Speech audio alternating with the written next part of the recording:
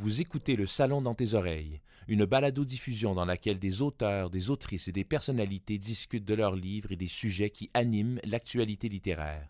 Les enregistrements ont été faits lors du dernier Salon du livre de Montréal. Bonsoir, oui.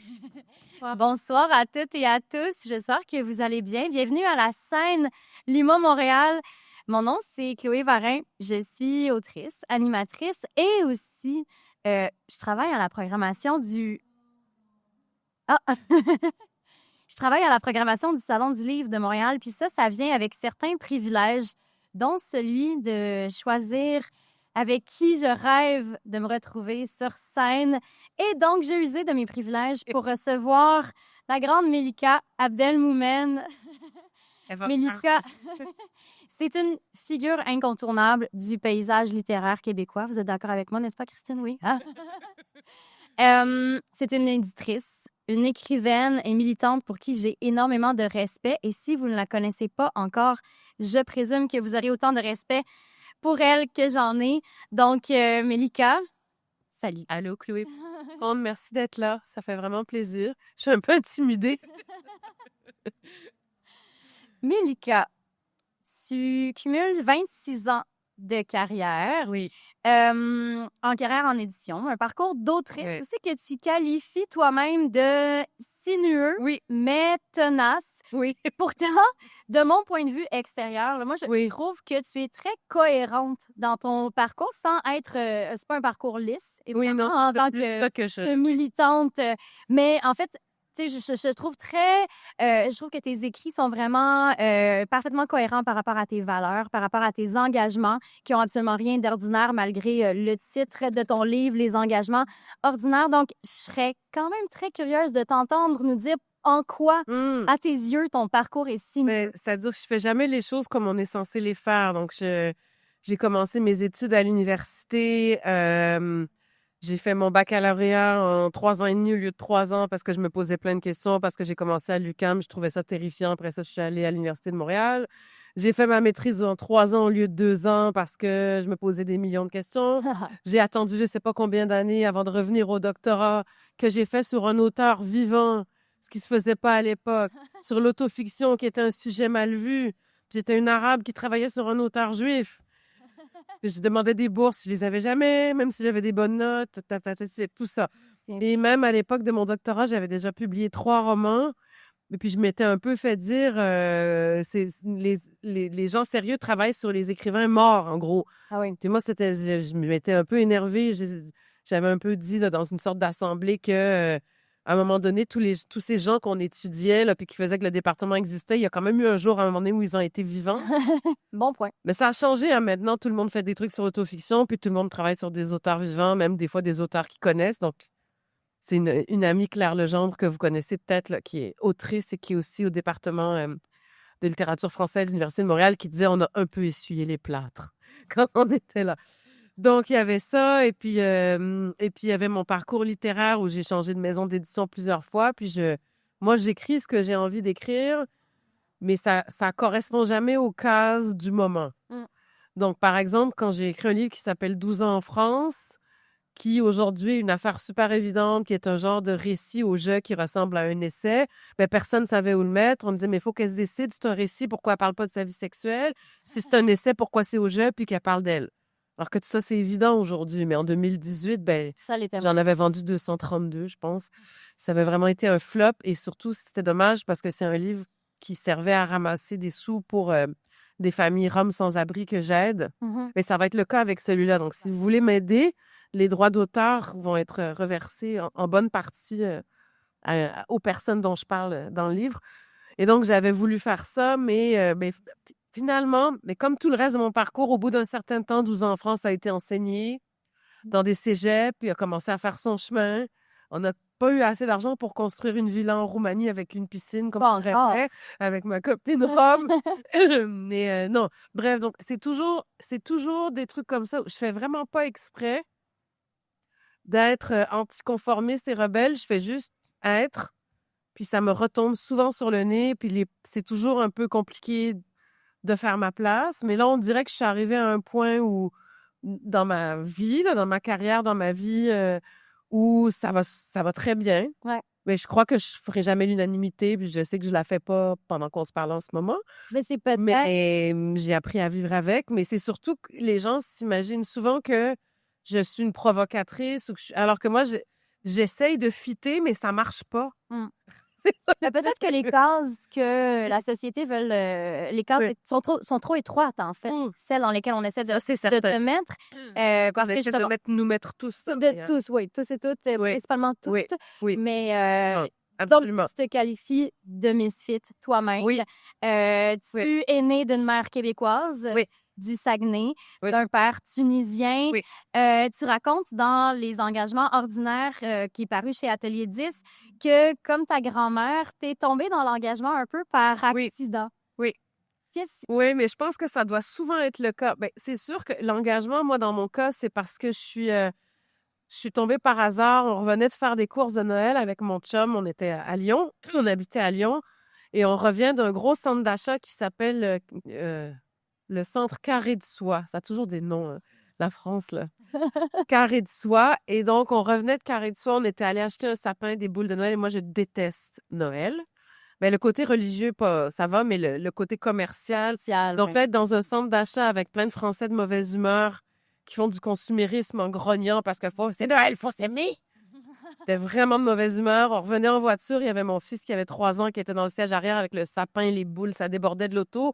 Et on passe devant la voiture de mon amie que j'ai appelée Annick dans le livre, mais dans la vraie vie, elle s'appelle Anaïs. Et on voit sa voiture devant une clôture avec une bâche de plastique qui cache ce qu'il y avait derrière. Et elle est en train de vider le coffre de sa voiture avec une petite fille qui doit avoir à peu près 8 ans, qui était comme en sweatshirt, en babouche, avec C'est habillé un court, puis c'était le mois de décembre. Donc, on s'est arrêté pour saluer Anaïs, puis Anaïs nous présente la petite et nous dit, ben, les vêtements, parce que souvent, on donnait des vêtements, des shampoings, elle ramassait des dons pour les gens qu'elle aidait. Ben, elle me dit, mais les trucs que vous me donnez vont chez des gens qui sont derrière cette clôture, qui vivent dans des cabanes construites à partir d'objets trouvés dans les ordures, sans eau, sans électricité, avec leurs enfants. Et là, c'est sorti tout seul. Elle m'a dit, je viens ici une fois par semaine, puis je lui ai dit, je veux venir avec toi la prochaine fois. Je sais pas ce qui m'a pris. J'ai aucune idée. C'est juste venu comme ça. Et donc après, j'ai commencé à aller une fois par semaine derrière la... Allô? Je connais quelqu'un que j'aime bien. Derrière la clôture, et j'ai commencé à nouer des liens avec ces gens-là, à essayer de donner un coup de main, à essayer d'aider à inscrire les enfants à l'école.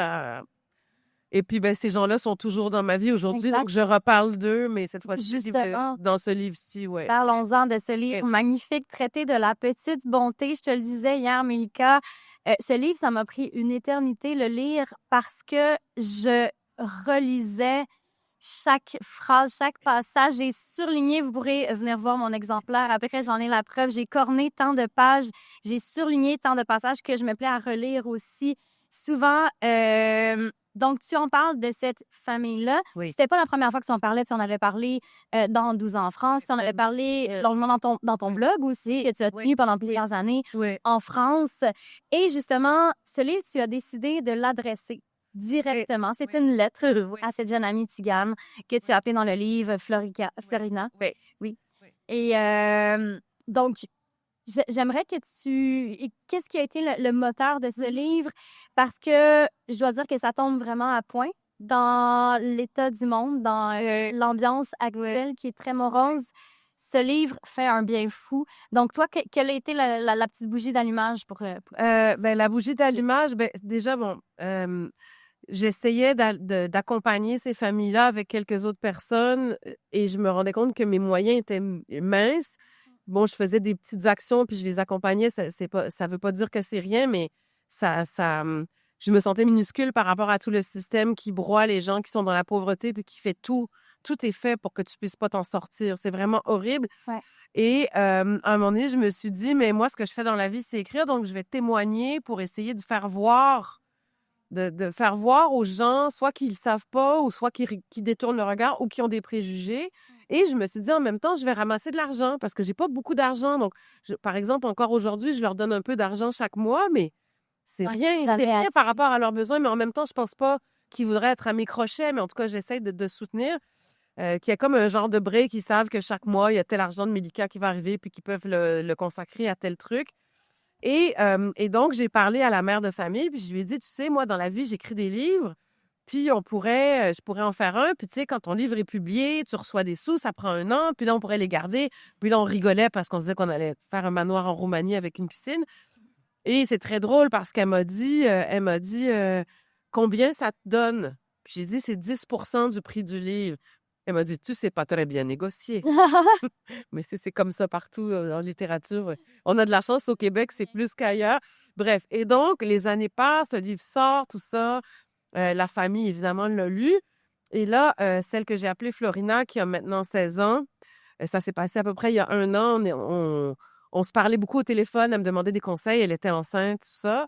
Et on s'est mis à discuter du fait que ça faisait longtemps que j'avais fait un livre, que là, je pourrais faire un livre sur eux de nouveau pour recommencer à ramasser des sous parce que l'autre, ça commence un petit peu à s'éteindre. Puis je lui ai dit, mais toi, c'est vraiment une fille extrêmement brillante. Je lui ai dit, tu sais lire, je vais l'écrire pour toi, puis je vais raconter notre histoire de mon point de vue. Je vais raconter mon histoire avec toi parce que il n'est pas question que je parle à sa place. Puis elle m'a dit, OK. Donc, c'est drôle parce que là, je lui envoie des photos de moi dans le journal avec la photo du livre. Puis là, je dis, mais tu sais, ça va prendre 1 an avant qu'on ait les sous. Puis elle est comme, Par ailleurs, je tiens à mentionner que la photo sur la couverture oui. est réellement une photo d'une fille à laquelle tu t'adresses. Oui. Donc, à peu près au moment où tu l'as À peu près au moment où je l'ai rencontrée. Un peu après, parce peut-être qu'un peu. Je l'ai connue, elle avait 4 ans. Donc là-dessus, elle doit avoir plus 7 ou 8 ans. Mhm. C'est l'époque où elle allait à l'école avec une directrice Oui. d'école géniale dont je parle dans le livre là, qui les a beaucoup aidés. Ouais. Et donc, c'est ça. Donc, le déclencheur, avec tout ce que j'écris, le déclencheur, c'est l'indignation. Mhm. C'est je vois un truc qui m'indigne, puis ça fait que ça mijote, puis ça donne soit un roman ou un récit ou un essai. Puis là, c'était... toutes ces années après, je suis revenue à Montréal, je suis encore en contact avec eux. Là, ils sont en ce moment en Roumanie, mais ils se promènent de la Roumanie à la France, ça va toujours aussi mal. Puis c'est surtout, j'en racontais ça notamment à Catherine Dorion, dont je parle dans le livre, mais aussi à Marc Fortier, qui est l'éditeur. Puis je lui ai raconté, tu sais, tu vas dans une cabane de bidonville, tu t'assois avec les gens, tu parles avec les gens, ou tu vas sous une bretelle d'autoroute ou dans une tente. Puis il me disait, mais toi, t'as vu ça. Ouais. T'as accompagné ces gens-là, t'es devenu ami avec, puis des trucs que personne sait, que personne voit, c'est passé sous silence, on ferme les yeux là-dessus, t'as le devoir d'en parler. Oui, puis souvent... Dois en parler. Donc, puis je me suis dit, oui, c'est vrai. Puis donc, après, j'ai parlé à Florina pour lui dire, est-ce que tu serais d'accord? Puis en plus, ça ramasserait des sous. Oh. Et après ça, j'ai constaté qu'à Montréal, bon, il y a toujours eu évidemment de l'itinérance, évidemment, mais ça a explosé par rapport à quand je suis partie en 2005, quand je suis revenue de France. Il y a des bidonvilles comme il y avait à Lyon, comme il y a à Lyon, avec des cabanes. J'avais jamais vu ça ici. Ouais. Il y a des campements sous des bretelles d'autoroute. Il y a des... Et ces gens ne Donc, font pas que des statistiques non plus. Non, D'où c'est des l'importance humains, puis c'est pas... Comment dire... Les gens, ils disent, ah, mais là, ça sert à rien de donner 5 $. C'est pas vrai que ça sert à rien. La personne, elle va s'acheter à manger. La personne, donc c'est pas vrai. Si dans votre vie, ça change pas grand-chose, dans sa vie, ça va changer sa journée. Donc, faut pas non plus cracher sur ça. Mais là, il y a un problème systémique. Oui, au il y a un niveau de la problème de dignité société. aussi, ne serait-ce que de tendre la main, de dire, je Oui, peux oui. quoi, je veux t'aider à la hauteur de mes Ça moyens. sert pas à rien. Mais là, on a un problème de société.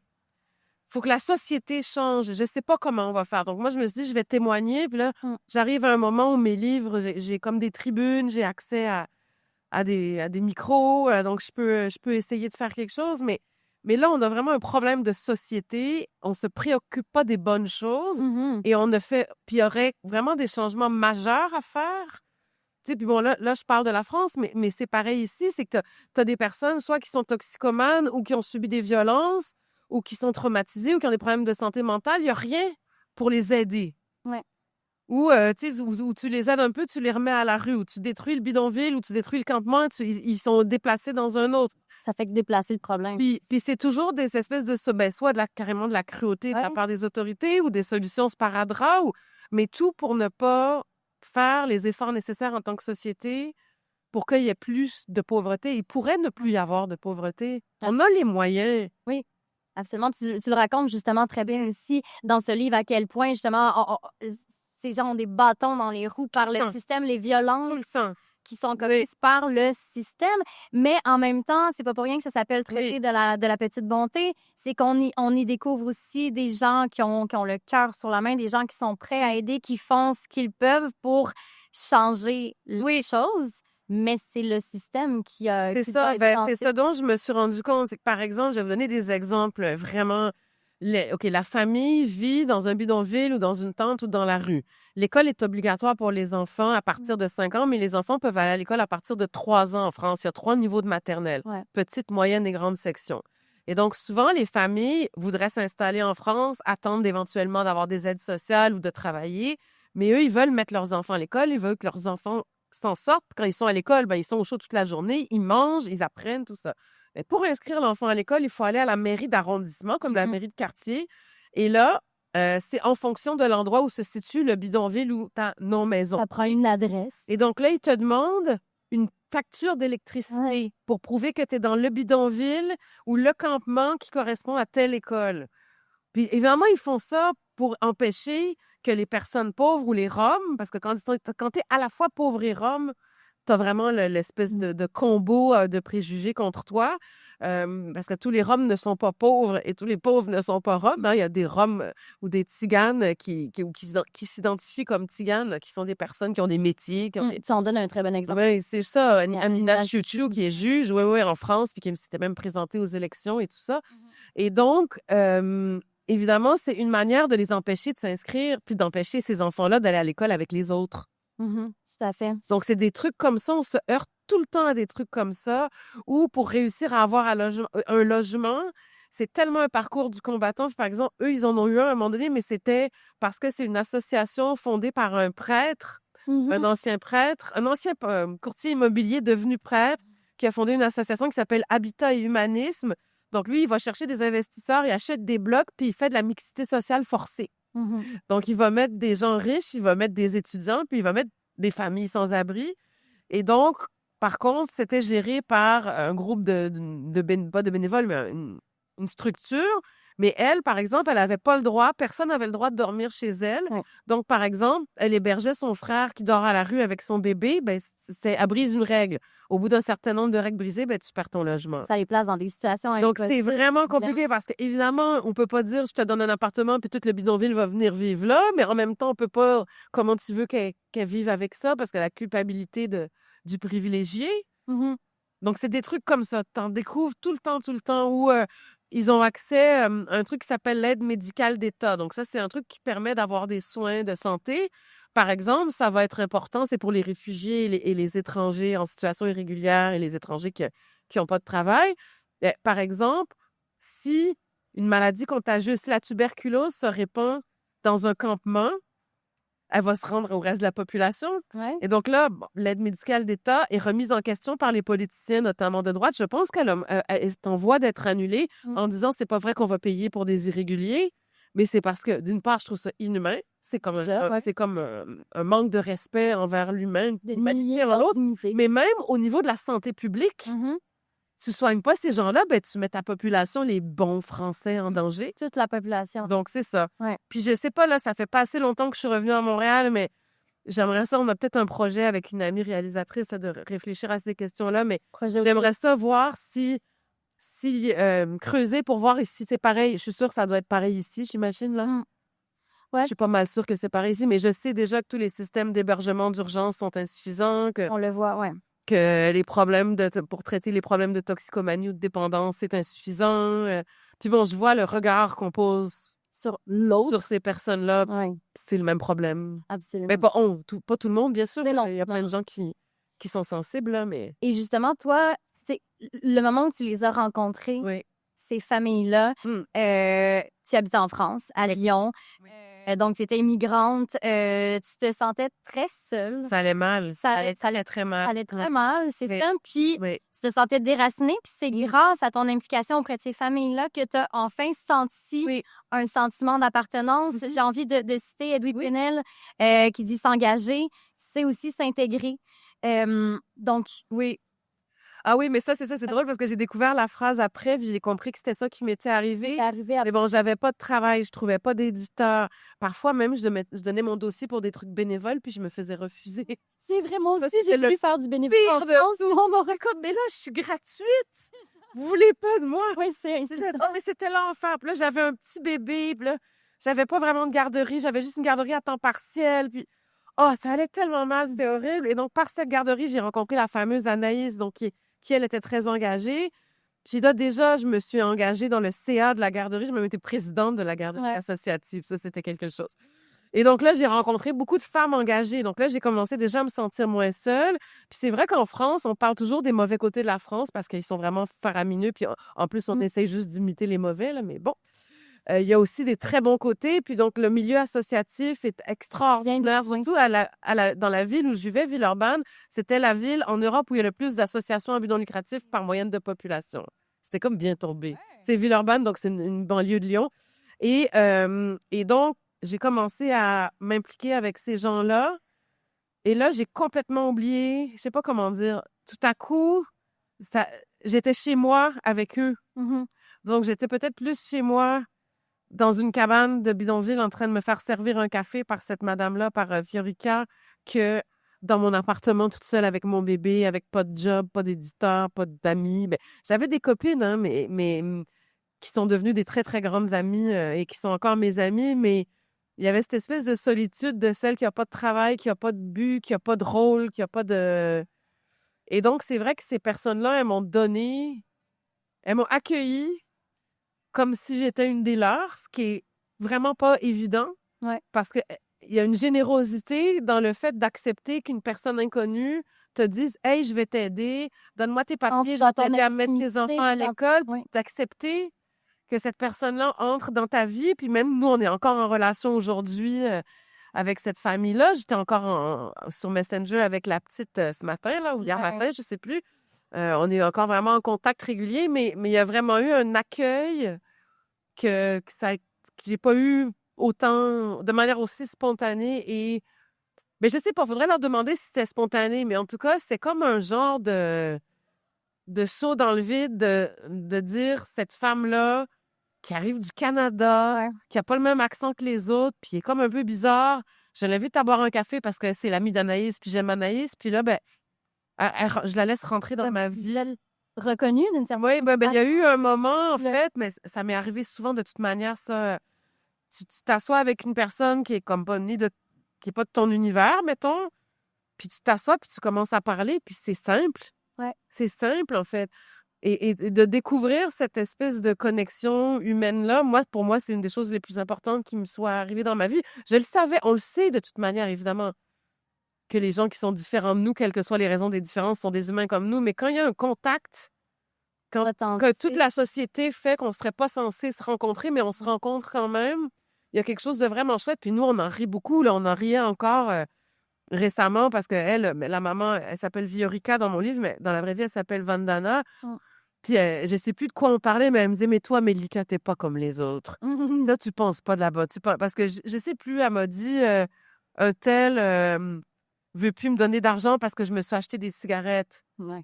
Puis elle dit, toi, depuis que t'es plus là, j'ai plus mes Winston. J'allais lui porter des cigarettes parce que je me disais, c'est comme son plaisir dans la vie, la cigarette. Donc moi, j'étais celle qui apportait des paquets de cigarettes. Donc je comprends. c'était comme un peu, tout le monde n'est pas d'accord. Après, chacun a sa manière de voir Mais c'est cette question-là. Mais moi, je donnais des cigarettes, puis je donnais de l'argent, puis je regardais pas ce qu'elle faisait avec mon argent parce que je trouvais que j'avais pas à l'infantiliser. Puis que si je m'engageais à l'aider, ben... Mais parlons-en justement du luxe, de la beauté, de ce droit-là au luxe et à la beauté, même quand on n'est pauvre. C'est un sujet que tu abordes aussi dans le traité de la petite bonté, notamment par un couple que j'aime beaucoup. Fabien et Clara. Oui, c'est ça. Est-ce que tu aurais envie de raconter l'anecdote du... Oui. Alors, Fabien et Clara, c'est un couple. Ils sont séparés maintenant, mais ils ont une super belle histoire. Donc, elle était tzigane, mais lui, non. Lui était roumain gagé. Et Gageot. Et ils sont tombés amoureux. Puis bon, lui, c'était un monsieur qui travaillait comme mécanicien, qui a perdu sa job, qui a commencé à plus être capable de faire ses paiements, puis qui s'est retrouvé à la rue. Puis il est tombé amoureux d'une tzigane. Donc, il est devenu tzigane par alliance. Sa propre communauté l'a rejeté. Puis je les ai connus, ils étaient en France. Puis lui, ben, je sais pas où il avait appris ça, mais il avait un genre de talent. Il construisait des cabanes tellement élaborées, là, avec des tapis. Il trouvait des beaux tapis. Il mettait des fenêtres avec des rideaux. En tout cas, c'était extraordinaire, les cabanes qu'il faisait, même s'il savait jamais combien de temps ça allait durer. Puis évidemment, il se faisait, tu sais, les bulldozers arrivent, ils rasent le bidonville, ils mettent les gens à la rue.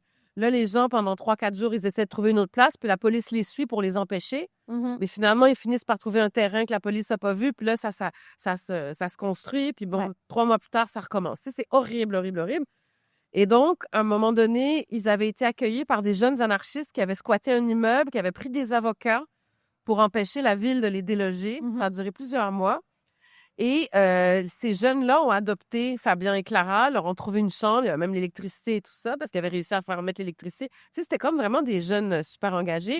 Et à un moment donné, ben, les avocats n'ont pas réussi, puis ils ont été obligés de quitter. Donc, ils viennent, on est venu les voir, mon chum et moi, parce que c'était pas loin de là où on habitait, puis ils nous disent, ben là, il faut qu'on vide nos affaires. Donc, ils disent, déjà, on va te donner un cadeau que la bouchère nous a donné. La bouchère, elle avait un immense rôti de porc congelé. Tu sais, parce qu'il y avait des gens du quartier qui venaient aider, là. Donc là, je partais avec mon rôti de porc dans mon panier de vélo, là. C'était vraiment incroyable. Et elle me dit, on a un coffre avec des choses précieuses. Est-ce que vous pouvez venir avec Philippe, mon mari, chercher le coffre puis le garder chez vous le temps qu'on trouve un... Donc, OK, on vient chercher le coffre. Puis là, on ouvre le coffre. Dans le coffre, il y avait, bon, des robes de soirée un peu, des photos, puis des boules disco. Des boules à facettes. 2 boules disco. Moi, je regarde ça. Quoi? Et là, elle me dit, mais c'est quand je vais enfin avoir un appartement, je vais accrocher les boules disco, je vais mettre les robes avec mes amis, puis tu vas venir, puis la lumière va être belle, puis on va faire une fête. Moi, ça me donne envie de pleurer. Ouais, non, mais c'est ça. Mais oui, bien sûr qu'elle a envie de ça. Pourquoi? Oui. Ben, Pourquoi moi, mon rêve, c'est pas les boules disco, c'est autre chose. On a chacun notre rêve de ce qu'on va faire quand ça va aller mieux. Tu sais? C'est quand même un symbole assez puissant aussi de ce droit-là. Puis, selon toi, parce que bon, nous, on s'est reconnus dans nos engagements. Moi, ce qui me heurte profondément, c'est de constater l'indifférence des gens. Puis ça vient me chercher profondément, puis je me l'explique mal. Mais toi, tu as un parcours plus long que le mien, plus sinueux dans les engagements. Qu'est-ce qui explique, selon toi, ce manque d'empathie-là? Est-ce qu'on vit dans un monde qui va trop vite? Est-ce qu'on préfère se détacher de nos... Ben bon, je pense qu'il y a un truc humain où moi, je me souviens très bien quand j'ai décidé que j'y retournais, puis que j'y retournais encore, je savais que j'embarquais dans quelque chose. Une fois que tu as vu ça, que tu as décidé d'entrer en contact avec des gens puis de développer une relation avec eux, je sais que c'est pour la vie. Que je pourrais pas dire, ben là, ça m'a fait du bien, mon ego va mieux. Non, tu sais, c'est un engagement à long terme, puis tu sais que ça fait un peu peur. Tu sais, ça fait un peu peur parce que tu te dis, là, je sais que je suis obligée, dans tous les jours de ma vie, je sais des choses extrêmement indignantes et extrêmement révoltantes que je sais jamais si un jour je vais réussir à convaincre mes concitoyens qu'il faut changer ça. Donc, tu le sais que c'est... Donc, c'est sûr que c'est... Peut-être que tout le monde n'a pas le temps, l'énergie, les moyens de... L'empathie a un coût en énergie en temps qui est beaucoup plus élevé que l'apathie. Parce qu'on en a parlé, toi, tu le vis aussi. On a toutes sortes d'angoisses, on a des épuisements parce qu'on se rend compte qu'on ne peut pas changer le système. Puis des fois, mais moi, j'ai fréquenté des militants de grande expérience quand j'étais en France, puis qui me disaient, t'as la fatigue militante, là, ça arrive. Puis tu vas le vivre, puis il faut que tu passes à travers, puis faut que tu te rappelles de la relation que tu as avec ces gens-là. Tu as une relation d'amour avec ces gens-là, puis que si tu vas pas bien, tu leur dis. Puis moi, ça m'est arrivé qu'elles me consolent, parce qu'un jour, je suis arrivée, puis je l'ai trouvée dans une tente avec les filles, là. Puis les filles, c'était l'hiver, elle était enceinte, elle était rendue dans 2 vieilles tentes dans un parc avec ses enfants, son chum, puis avec son bébé dans son ventre. Puis je suis arrivée là parce que je les cherchais depuis plusieurs jours. Puis j'ai fondu en larmes. C'est elle qui m'a consolée. Parce que j'étais plus capable. Je faisais, je voyais, ça finira jamais. C'est toujours pas fini, là. Ils ont une espèce de petite maisonnette. Ils ont une petite maisonnette en Roumanie, mais il manque toujours de tout. Puis c'est vraiment compliqué. Et puis, à un moment, elle a trouvé un travail. Ouais. Elle faisait le ménage 2 fois par semaine. Elle avait une agence. Tout le monde l'appréciait. Ça allait super bien. Évidemment, c'était pas un revenu suffisant pour être indépendante, mais elle disait, j'achète mes cigarettes, j'achète ma crème pour le visage. Puis, tu sais, j'ai mon allocation pour les enfants. Mais à un moment donné, l'agence ferme. Il n'y a plus personne d'autre qui veut l'employer parce que c'est une Rome. Ouais. Ou, tu sais, c'est quelqu'un qui a vécu dans la rue. Ou, tu sais, il y a toutes sortes de Ça vient avec préjugés, les préjugés, c'est ça, préjugés c'est mis bagage. ensemble. Donc c'est ça. Donc, c'est quand même... Je comprends que ça puisse faire peur à certaines personnes. Moi, j'ai juste envie de dire, il faut pas avoir peur, puis on fait à la mesure de ses moyens. Mais ce que je sais aussi, c'est que tout le discours médiatique et politique actuel est fait pour qu'on soit intolérant de tout. Et puis, sincèrement, je pense que la société, en tant que société, on s'en fout de la pauvreté. On s'en fout que des gens vivent dans ces conditions-là, puis je pense qu'on s'arrange pour ne pas les voir. Et puis, tu sais, c'est drôle parce qu'en littérature, par exemple, il y a eu la grande mode des récits. Il y a la grande mode des récits de transfuges de classe. En France, il y a eu ça ici aussi. Et ça a permis de découvrir des histoires, des gens qui se sont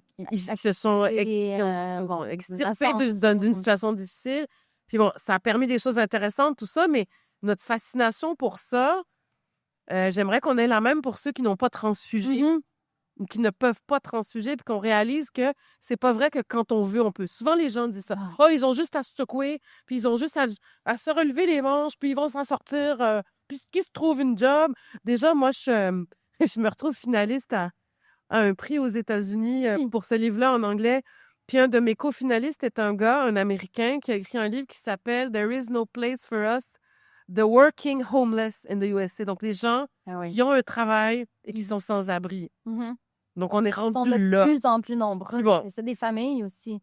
C'est ça. Donc, même eux, ils veulent, puis ils peuvent, mais ils n'ont quand même pas de maison. Travail à Puis temps moi, je plein. pense de toute façon que dire quand on veut, on peut, ça marche quand tu as des conditions et des circonstances à la base qui permettent que ta volonté change ta situation. Donc, il faut regarder d'où viennent nos privilèges. Ceux qui disent ça. Tu sais, donc, il faudrait que je retrouve, tu sais, le truc de Bernard Lahire, le sociologue.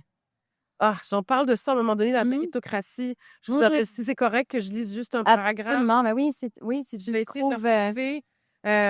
Il y a un sociologue français qui s'appelle Bernard Lahire qui écrit beaucoup sur les gens qui vivent dans des conditions de pauvreté, là, notamment l'école. Puis j'en profite pour mentionner, tandis que tu cherches le passage, ce que j'ai trouvé fascinant dans ton livre et que tu fais aussi dans Petite Ville, c'est d'intercaler les passages de récits ou dans le cas de Petite Ville, des passages de fiction, d'archives, de textes, même de retranscription de vidéos. Dans le cas de la Traité de la Petite Bonté, c'est au sujet des Roms. Donc, ce qui nous permet d'avoir une perspective plus large, plus ben, tu sais, j'essaie de montrer comment... Ah ben c'est ça, c'est un peu long, je vais pas vous lire au complet, mais c'est pour en finir avec la méritocratie. Donc, c'est dans un livre qui s'appelle « Pour la sociologie » d'un sociologue lyonnais qui s'appelle Bernard Lahire, Lahire, qui est vraiment intéressant. Parler abstraitement, comme le font nombre d'acteurs politiques, de la misère, de la pauvreté, des milieux défavorisés, des quartiers sensibles, des jeunes des banlieues, etc., autorise subrepticement l'idée que pour s'en sortir, tout est question de volonté, de choix, d'effort, etc. Ce sont des visions de personnes installées qui ont tout eu ou beaucoup, qui ont bénéficié de soutiens familiaux, d'héritages matériels et immatériels, de reconnaissance et d'aide de toutes sortes et qui projettent dans la tête des dominés une mentalité ou une psychologie de dominant. Vivre, par exemple, dans des conditions économiques les plus misérables, ce n'est pas comme porter un chapeau qu'on pourrait enlever à sa guise, mais c'est faire l'expérience dans son corps d'une série d'expériences, de manque, de traumatismes, de souffrances, d'humiliations qui peuvent conduire par réaction celles et ceux qui les vivent à des comportements que la loi et la morale réprouvent. Absolument. Donc, moi, j'ai lu ça, puis ça correspondait à ce que je voyais, puis à ces gens-là que je connais, parce qu'il y en a que j'ai côtoyés sans les connaître bien, mais là, cette famille-là et le couple Fabien et Clara, c'est des gens avec qui j'ai passé beaucoup de temps. Comme je passerais du temps avec un d'entre vous, que j'apprendrais à le connaître. Puis là, tout à coup, toutes ces évidences-là n'ont plus de sens. Tu sais. Mais je pense que l'injustice est un moteur assez fort chez toi. Oui. Je te vois un peu comme le petit canari dans la mine, là, Oui. tu sais, qui Bon, veut aller. il m'appelle le sismographe. Ah, ouais, bon. Parce qu'il dit, puis au début, il faisait ça pour rire de moi quand on est arrivé en France. Je dis, OK, là, il commence à parler comme ça des femmes voilées. Dans tant de temps, il va y avoir ces lois. Là, après ça, ils vont commencer à dire ça. Là, après ça, ils vont interdire ça. Là, après ça, puis il me disait, puis il dit finalement, ça arrive toujours. Donc, il m'appelle le sismographe parce qu'il me dit mes sombres prédictions. Il dit, tu sens, mais je pense que je l'ai senti parce que quand on est immigré, puis que, par exemple, on est dans un pays qui a tel rapport aux Arabes, et quand on s'appelle Abdelmoumen, et bon, bref, c'était dans une situation d'insécurité et de fragilité qui fait que tu as des antennes, tu es comme hypersensible. Mais ça me fait penser à Petite-Ville, à sa sortie, qui était considérée comme une dystopie. Alors que c'est exactement... Malheureusement. une métaphore de ce qui se passe, en fait. Absolument. Oui. Puis j'ai commencé en 2014. En 2014, j'imaginais ça, qui allait nous arriver. Puis là, il sort en 2024. Puis c'est sur un peu... mon Dieu, il y a toutes sortes de sujets, mais il y a évidemment... c'est un roman policier, une sorte de roman noir, peut-être plutôt qu'un roman policier, qui se passe dans une ville qui n'existe pas, mais que j'ai inventée, où il y a tous les pauvres et les minorités qui sont tassés dans un endroit qui s'appelle la zone, qui peut ressembler aux banlieues françaises ou aux projects américains ou à des ghettos. On est dans un monde où un des enfants de la zone est devenu un journaliste indépendant, racisé, très contestataire. On le trouve mort au début du roman. Et donc, Petite-Ville a été le fief d'un maire qui est aussi un propriétaire de médias tentaculaires, un millionnaire propriétaire de médias tentaculaires qui possède des maisons d'édition, des chaînes de télé, des journaux. Puis bon, tout le monde compare à une certaine compagnie québécoise, mais quand j'ai commencé à l'écrire, c'était Bolloré en France. Hein. Mais il y a la même chose ici, en fait, et donc qui a comme une influence sur la population par la dissémination d'opinions qui visent à monter les gens les uns contre les autres, puis à garder les gens dans une espèce de paralysie qui permet que les gens qui ont de l'argent puis du pouvoir fassent ce qu'ils veulent. Donc, c'est ça. Donc, c'est un peu ça, Petite-Ville, mais c'est sûr que toute la description des banlieues puis des endroits où les mal lotis, où les mal nantis vivent, ça part d'années d'observation. Les deux sont liés, évidemment. Les deux livres sont très liés. Et ce livre a été bien reçu par les collégiens, notamment. Oui. Finaliste au prix des collégiens. J'ai entendu entre les branches qu'il y aurait vraiment une adaptation. Oui. Frédéric Pierre. Éric Pierre, qui est le producteur de La Caille-Nou. Peut-être vous avez vu La Caille-Nou, qui est un copain de longue date. Ils ont acheté les droits et on est en train de commencer à développer le pitch. Donc là, on est au tout début. On est en train on a trouvé un réalisateur qui a beaucoup aimé le livre. Et donc, avec la boîte de production de Frédéric Pierre, on commence à faire le développement de... Ouais. Donc, c'est ça. C'est le tout début. Hein? C'est pas l'année prochaine que ça va sortir. Mais non. Ça fait une mini-série en 6 ou 8 épisodes. Là, on réfléchit à combien d'épisodes ça fait. Mais des bonnes nouvelles comme ça. Oui, très bonnes nouvelles. Justement, dans le marasme ambiant. C'est ça. Ben, c'est sûr que Frédéric Pierre, que vous connaissez sans doute aussi comme comédien, c'est quelqu'un de très militant à sa façon. Une belle lumière. Oui. Ben, on s'est connus quand je travaillais sur Baldwin, Styron et moi au début, au tout début du projet, quand c'était comme plus un projet de pièce de théâtre. Ouais. Et puis, on s'est rendu compte qu'on pensait pareil, puis qu'on a le même sentiment d'indignation et les mêmes manières d'y répondre. Donc, c'était comme logique, finalement, qu'on travaille ensemble. Oui. Puis, tant qu'à être dans les bonnes nouvelles ici, j'ai envie de mentionner que, justement, alors, je vais te dire, Baldwin, Styron et moi, et se retrouvent dans la shortlist. Oui, c'est un prix, c'est le Carnegie, le prix de l'American Library Association. C'est la première fois qu'une Québécoise est finaliste. Je pense que peut-être c'est la première fois qu'une Canadienne est finaliste. On n'a pas vérifié encore, mais c'est une Québécoise, c'est sûr que c'est la première fois. Oui. Donc, j'étais dans la longue liste. J'étais dans la liste de 25, qui était déjà une surprise totale. Donc, moi, j'ai même pas osé imaginer que peut-être j'irais plus loin. J'étais juste super excitée. Puis, des collègues écrivains ontariens m'ont dit juste être dans la longue liste de ce prix-là. Jamais les Canadiens y sont, c'est extraordinaire. Et puis donc, mon éditeur m'a écrit complètement sous le choc il y a quelques jours pour me dire « You made the shortlist. » What? Donc, je sais pas, je pense pas que j'ai beaucoup de chance d'être la personne. Juste le fait d'être Mais dans la on s'en fout. Ah non, mais moi, déjà, Puis c'est quand même drôle parce que c'est l'Amérique de Trump, OK? C'est l'Association des bibliothèques américaines, donc qui se bat contre la censure et contre l'extrême droite et contre la perte de financement des bibliothèques pour l'accès à la lecture des enfants pauvres et de la diversité, gna gna. Et c'est un livre qui a été publié par une femme racisée dans une maison d'édition fondée par un Haïtien et co-gérée par une Palestinienne, racheté par une maison d'édition indépendante de Windsor, traduit par une Franco-ontarienne issue de la diversité. Mhm. Et qui raconte Qui l'histoire. représente le Québec aux States. Ouais, et qui raconte Dans ce prix-là. l'histoire d'amitié improbable. Oui, entre un petit-fils d'esclave et un petit-fils de propriétaire d'esclaves, donc James Baldwin et William Styron, qui est l'auteur du Choix de Sophie, qui étaient des grands amis. Donc, c'est comme toutes ces couches-là, pour moi, quoi qu'il arrive après, on s'en fout. On est tellement excités. Puis tout symboliquement, tout ce que ça représente, c'est magnifique, c'est sûr. Ouais. C'est certain, mes félicitations. Merci. Mes félicitations pour ça. Mais c'est la traductrice qui y est pour beaucoup, l'éditeur. Oui, mais à la base, ça prenait ça prenait un solide livre.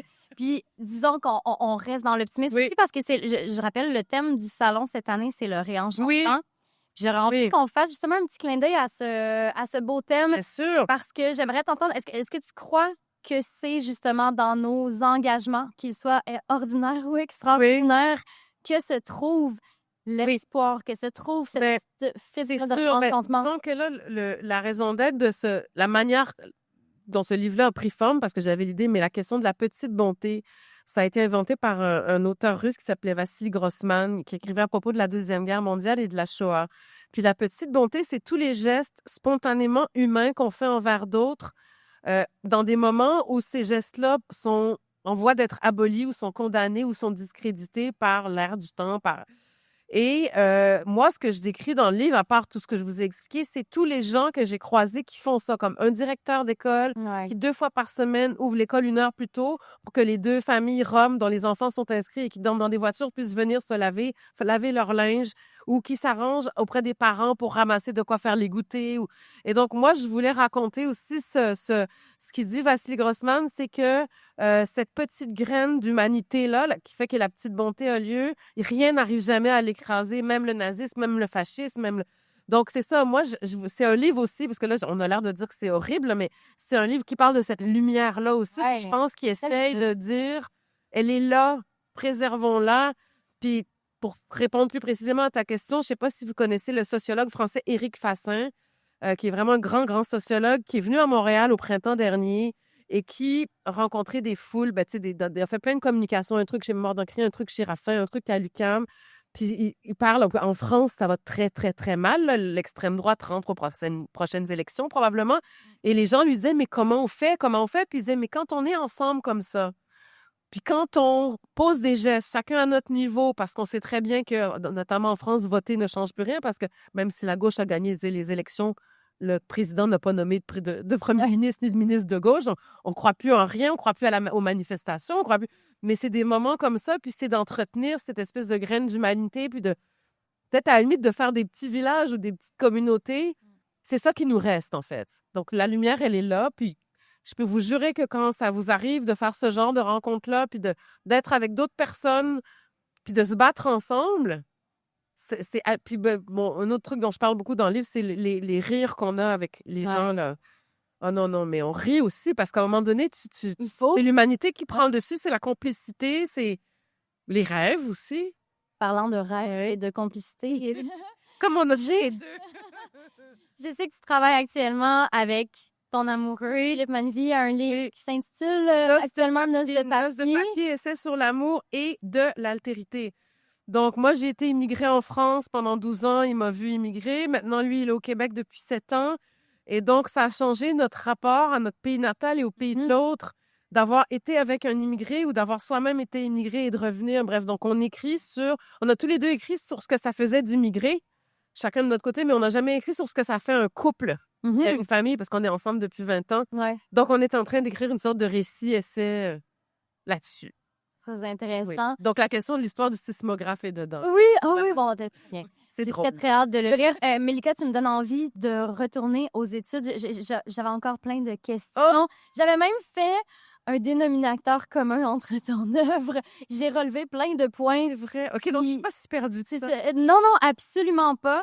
Écoutez, je vais vous les dire vite. OK. L'engagement social qui s'inscrit dans le quotidien, dans la proximité, dans la vie ordinaire, la petite bonté telle qu'énoncée par Vassili Grossman, l'esprit de communauté, une quête de justice sociale très forte, des chapitres entrecoupés d'archives, même en fiction avec Petite Ville, une conscience accrue des privilèges, une volonté de les utiliser à bon escient, de tendre la main à celles et ceux qui ne jouissent pas des mêmes privilèges, un pont entre les communautés, entre les classes. Je dis de toi que tu es une vulgarisatrice des violences systémiques. Oui, on m'a dit ça déjà. Mm. C'est drôle, hein? Je sais pas, Ouais. c'est pas exprès, mais... Tu le fais très bien. Des amitiés improbables, radicales, déterminantes. Et un personnage récurrent aussi, Annick, qui revient à Oui, tous les moments dans ton livre, peut-être oui. plus aussi. Oui. Et j'aurais envie de rappeler, parce que je trouve ça d'une importance capitale, que les redevances Oui. de ton traité de la petite volonté Partager, ben, je vais vont garder partager. une partie parce Ben, que il faut job, bien vivre. mais je vais pas me donner une partie à la famille de Florina et une partie à Fabien. Cara, je sais pas où elle est. Ils se sont séparés, donc il faut que je vois avec Fabien si on peut la retracer. Mais en tout cas, ça, oui, ça va être partagé, c'est ça. Et là, en plus, je vois certain. Christine dans l'assistance, ça me fait penser que j'avais une question. Oui. Mais là, on n'aura pas le temps. Mais en tout cas, OK. on en reparlera au prochain entretien Oui. à propos du fait que tu es aussi éditrice maintenant chez Mémoire d'Ancré avec une superbe collection et de superbes autrices qui Oui, vont ben publier donc, des livres. je vais l'annoncer Très parce que envie c'est officiel. Donc, de lire aussi. Christine Gosselin va faire paraître un livre qui s'appelle Je viens de aussi te Étrange hâte. que toi, Frida.